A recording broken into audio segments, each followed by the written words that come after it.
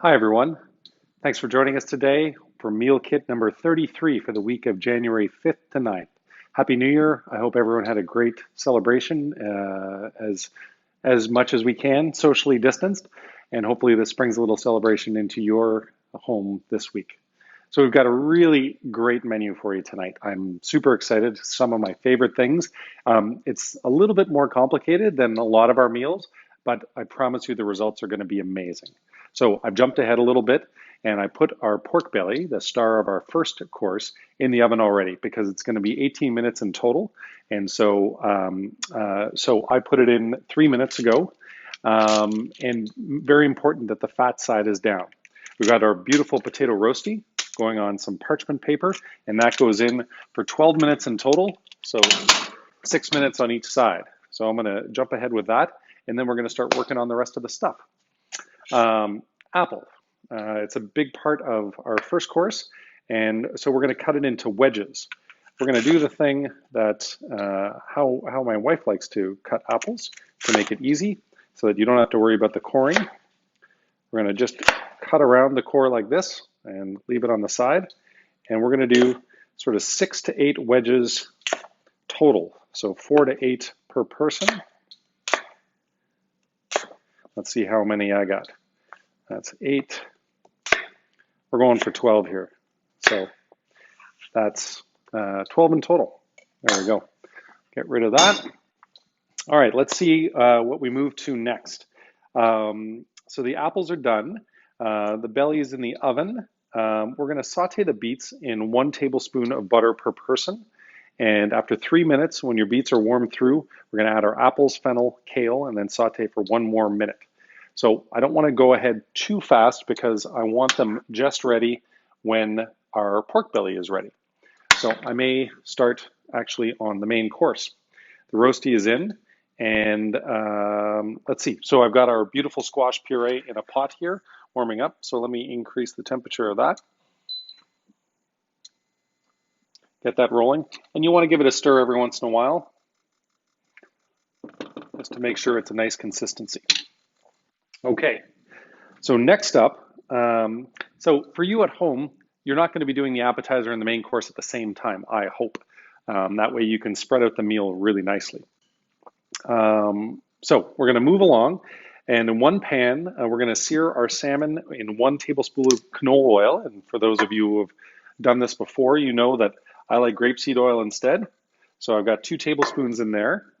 And then we're going to saute the mushrooms in the same amount. So 2 tablespoons in here. And we're going to go medium-high on both. So that one's going to warm up a little bit faster than my induction, I believe, because it's cast iron on the gas. So mushrooms for 5 minutes, and then we're going to salt and pepper them, and we're going to add the cabbage, and then we're going to add some butter, and we're going to cook for an additional 2 minutes.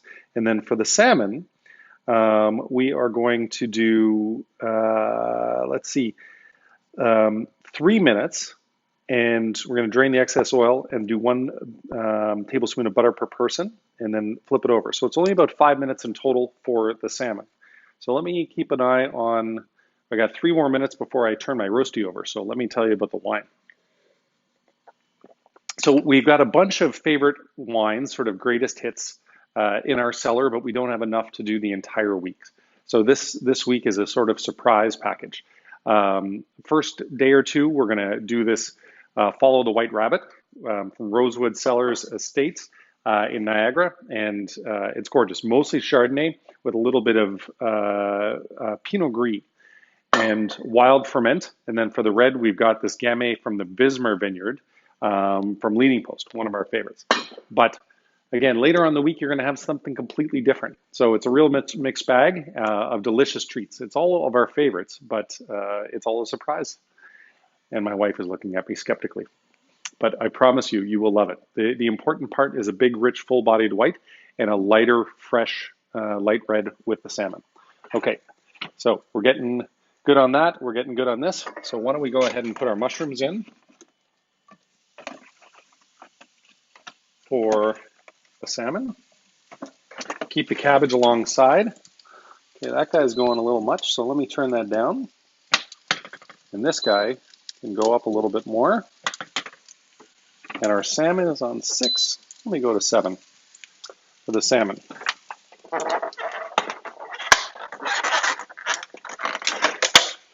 Our pins off here, and let me make sure that I'm doing it. Yes.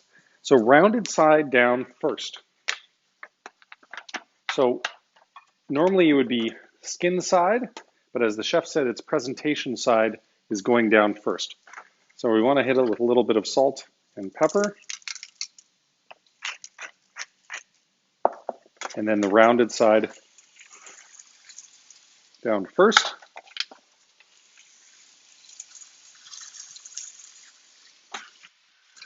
All right, we're going to go about 3 minutes on that one. So I'm watching the time. So our roasty is ready to be flipped over.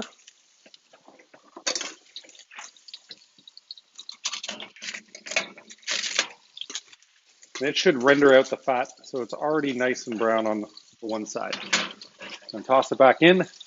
Pork belly is smelling beautiful, that nice smoky quality to it. Make sure the salmon doesn't stick. Make sure we've got some nice tongs here for the mushrooms. Coming along nicely. We've got our apple, and I'm going to put that in because saute the beets. Yeah, the beets are going to go first, and then after the beets, we're going to add the apples and the kale and the fennel in the pan.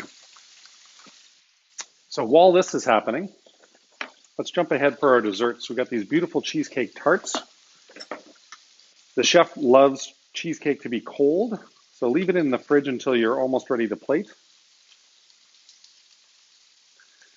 And then our toppings are a 2-stage. We're not putting anything underneath. We're just going right on top.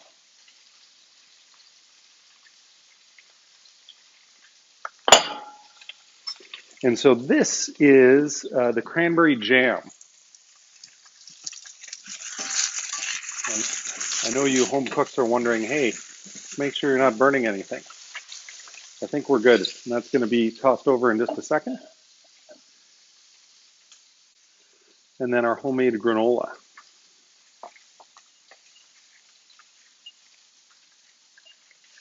Not too much because I want to retain the beautiful plate.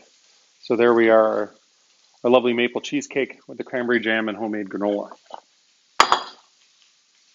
All that can go in the box. All right, salmon is almost ready. So if you got a pastry spatula like this, and toss it over.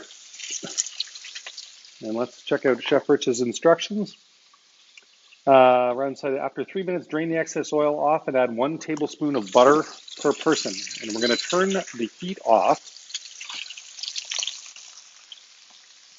So I've got a little container here.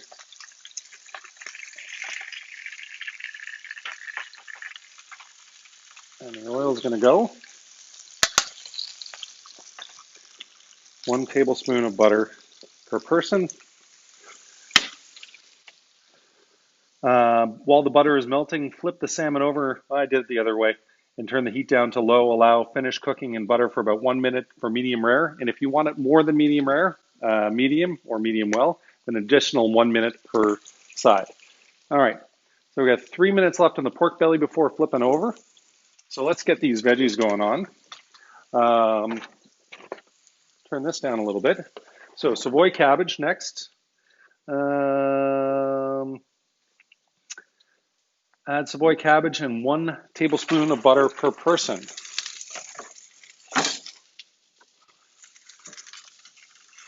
There we go. And although I did read the instructions in depth beforehand, there's a few things I'm missing. The salt and pepper was supposed to happen on the mushrooms. Sorry, Chef Rich. I'm a little falling behind today. We're going to turn this down a little bit just to let it cook slowly while the rest of the salmon ingredients finish up.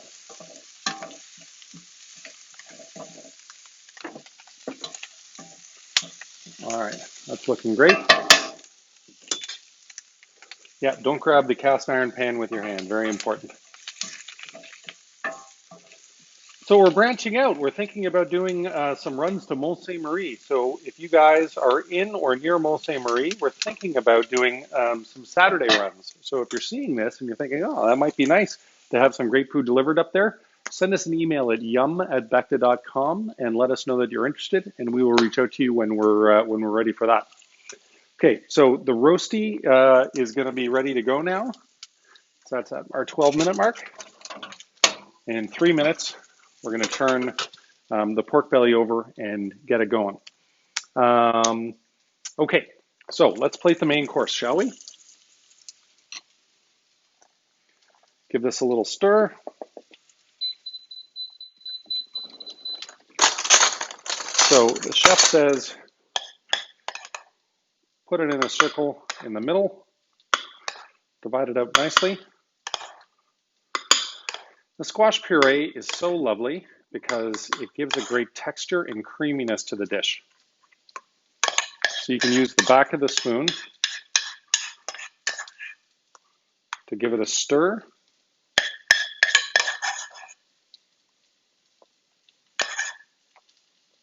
Okay, there we go. Let's see how our veggies are doing. Perfect. I'm going to just turn these off and let them just stay warm.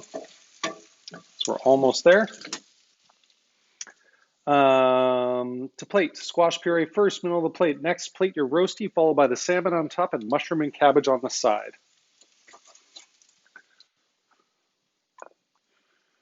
So, beautiful roasty, and that gives a nice crispy quality. Texture is so important. All right, next is going to be our salmon. Again, our beautiful pastry spatula.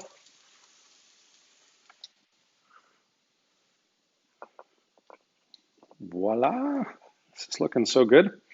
Now, I didn't like salmon for the longest time. I found it too fishy, too oily.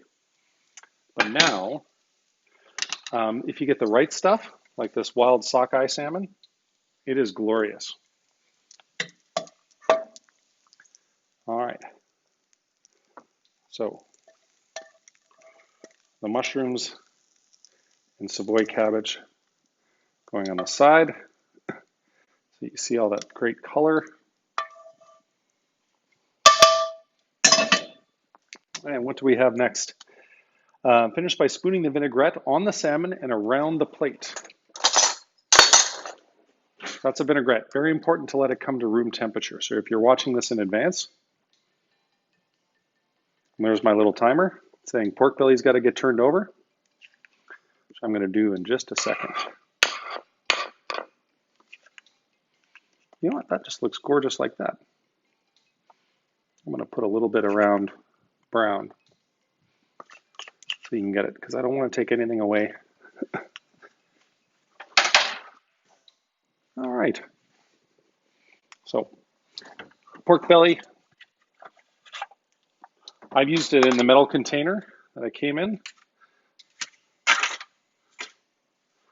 Flip it over. Goes back in.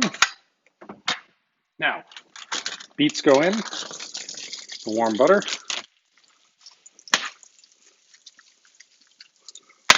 All right, so let me show you our gorgeous sockeye salmon with squash puree, potato roasty, mushroom Savoy cabbage, and the vinaigrette, the leek vinaigrette. All right, so that is done. And next up, let's get ready. Thermal on this. I'm going to turn up the heat now that we're ready to go. So the beets, 3 minutes, warm through, add the apples, fennel, and kale for 1 more minute. So I always enjoy the precision of gas a little bit more. So I'm going to go over here to my little 2-burner gas stove. And allows me to catch up a little bit. Because again, doing 2 things at once on a glass of wine while I love this stuff. Okay, so beets getting close. Pork belly, got 1 minute left.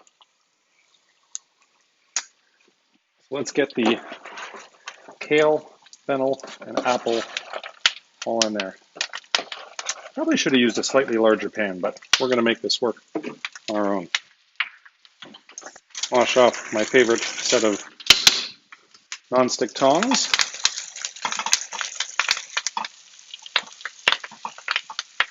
And as soon as the kale wilts a little bit, then everything sort of fits into the pan nicely. So very important to season, salt and pepper.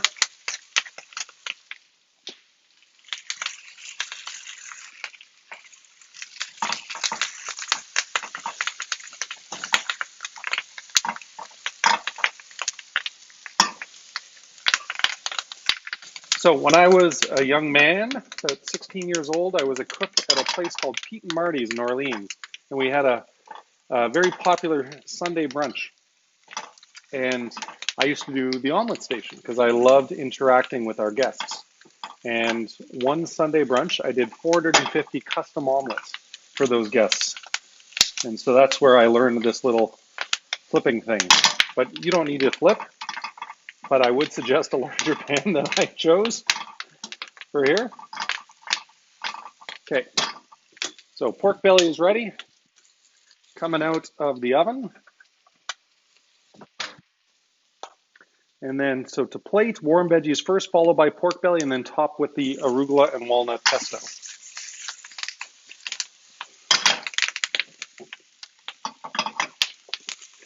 The colors here are so glorious.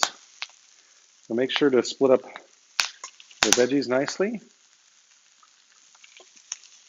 There's a lot of veggies here. So if any of you guys are saying, "Oh, I might be hungry after looking at that, 6.5 ounce piece of salmon," promise you, you won't be. This appetizer alone is probably enough to fill us up.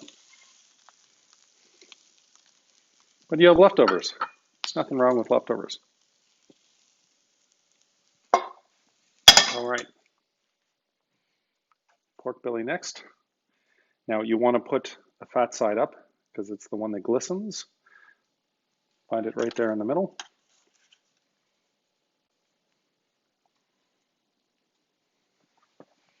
Very nice. And now pesto on top.